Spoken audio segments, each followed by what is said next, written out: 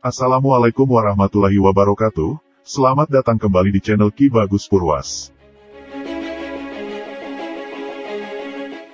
Pada video kali ini, saya akan membahas tentang misteri dan mitos pesugihan Gunung Kawi yang beredar di masyarakat.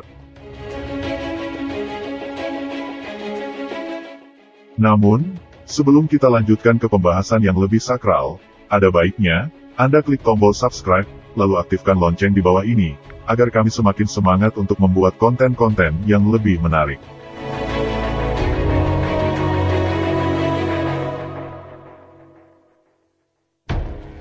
Hingga saat ini, masih beredar cerita di masyarakat soal pesugihan Gunung Kawi.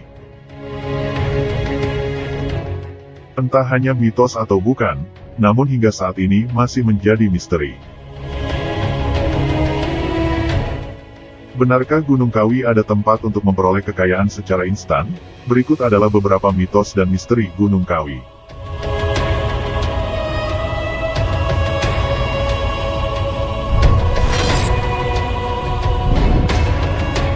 Sejarah singkat Gunung Kawi.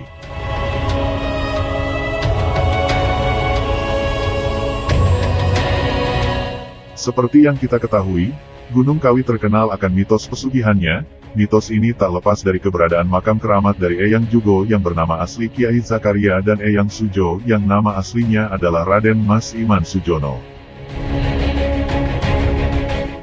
Pada tahun 1871, Eyang Jugo wafat, dan sebelumnya beliau meminta dimakamkan di lereng Gunung Kawi, yakni Desa Wonosari. 5 tahun kemudian, Raden Mas Imam Sujono alias Eyang Sujo, juga berpulang kepada Yang Maha Kuasa. Eyang Sujo berwasiat agar dimakamkan dalam satu liang lahat yang sama dengan sahabat seperjuangannya yaitu Eyang Jugo.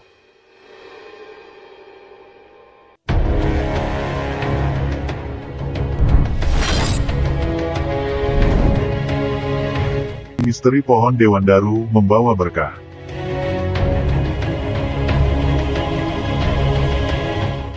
Di pekarangan pesareannya yang saat menjadi makam Eyang Jugo, ada sebuah pohon Dewandaru yang dipercaya banyak orang mampu membawa keberkahan. Tak heran jika melihat banyak pengunjung yang rela menunggu daun-daun pohon ini jatuh. Konon, daun yang jatuh dengan sendirinya dari pohon Dewandaru ini bisa dijadikan jimat untuk memperoleh keberkahan. Selembar daun yang jatuh harus dibungkus dengan uang lalu dimasukkan ke dompet.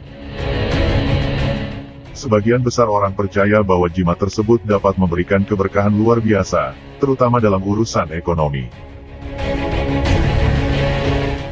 Sayangnya, untuk memperoleh daun atau buah Dewandaru yang jatuh secara alami, harus ekstra sabar, karena daun atau buah pohon ini bisa jatuh kapan saja bahkan tak mampu diprediksi.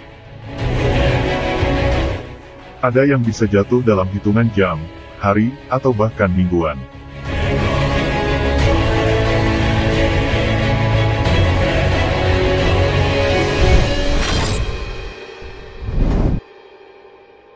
Misteri ritual di Jumat Legi dan tanggal 12 Suro.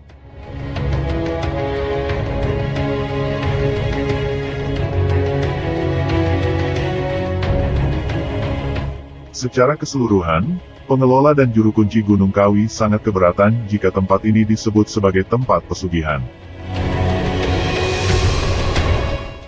Karena, pengunjung yang datang kemari hanya bermaksud untuk ziarah, kalaupun ketika berziarah si pengunjung mengucapkan doa dan permintaan, maka hal tersebut bukan suatu bentuk pesugihan.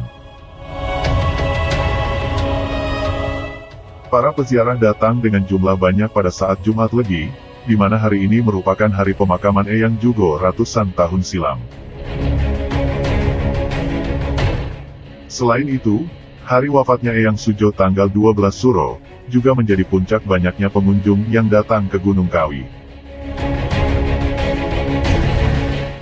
Meskipun Anda sedang tidak melakukan ritual untuk memperkaya diri sendiri, tetapi Anda wajib membersihkan tubuh dan pikiran Anda sebelum memasuki kawasan ini. Di samping itu, sebagian orang yang memang berniat mencari keberkahan di sini, juga sudah menyiapkan sesaji membakar dupa dan melakukan semedi. Pengunjung pesarean Eyang Jugo ini tidak diperkenankan untuk memiliki pikiran negatif ketika berada di dalam kawasan ini. Intinya, baik tubuh ataupun pikiran, harus benar-benar bersih jika ingin memperoleh keberkahan di tempat ini.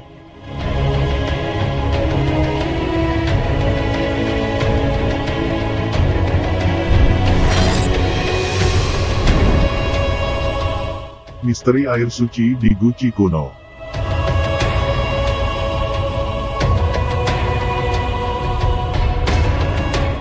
Mengingat semasa hidupnya, Eyang Jugo sering menolong orang-orang sakit dengan menyembuhkannya. Kini di samping pemakamannya juga terdapat sebuah guci kuno berisi air suci. Konon, air ini dapat menyembuhkan berbagai macam penyakit, dan membuat peminumnya menjadi awet muda. Benar atau tidaknya, mitos ini memang belum 100% terbukti. Yang pasti, jika Anda ingin mencoba minum air ini, Anda tidak akan dipungut biaya apapun alias gratis.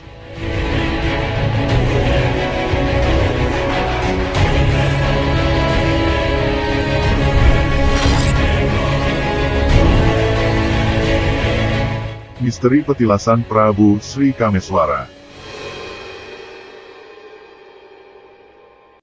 Selain makam Eyang Jugo dan Eyang Sujo, Gunung Kawi juga memiliki satu spot yang sering dikunjungi oleh peziarah. Tempat ini berada sekitar 700 meter di atas permukaan laut. Atau tepatnya, Anda harus berjalan selama setengah jam untuk sampai ke tempat ini. Tempat ini merupakan petilasan Prabu Sri Kameswara, seorang pangeran dari kerajaan Kediri yang memeluk agama Hindu. Menurut cerita dari mulut ke mulut, Sang Prabu bertapa di tempat ini agar mampu menyelesaikan kekacauan politik di kerajaannya. Sayangnya, petilasan Sang Prabu ini, kini dijadikan sebagai tempat untuk melakukan praktik pesugihan.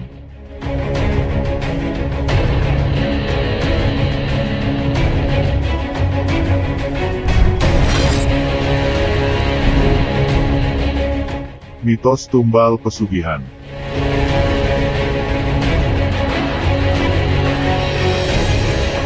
Mitos Gunung Kawi tempat melakukan pesugihan, masih terkenal hingga sekarang. Akan tetapi, para pengurus pesarean Eyang Jugo dan Eyang Sujo membantah bahwa di tempat itu telah terjadi praktik pesugihan. Selayaknya berziarah di tempat lain, orang-orang yang datang ke pesarean tentu berniat untuk berziarah. Anggapan bahwa orang yang berziarah ke tempat ini langsung menjadi kaya raya tentu saja tidak benar. Setiap orang boleh memiliki kepercayaan kepada siapapun untuk memperoleh keberkahan, tetapi kekayaan yang didapat tentu saja harus dengan restu dari Yang Maha Kuasa. Pemberitaan mengenai pesugihan Gunung Kawi meminta tumbal mulai dari hewan kurban, sampai nyawa orang terdekat sudah pasti dibantah oleh pengurus pesarean.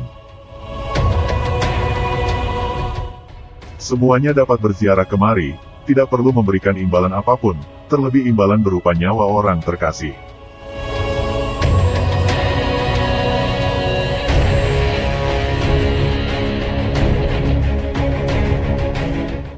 Itulah misteri dan mitos pesugihan Gunung Kawi yang beredar di masyarakat.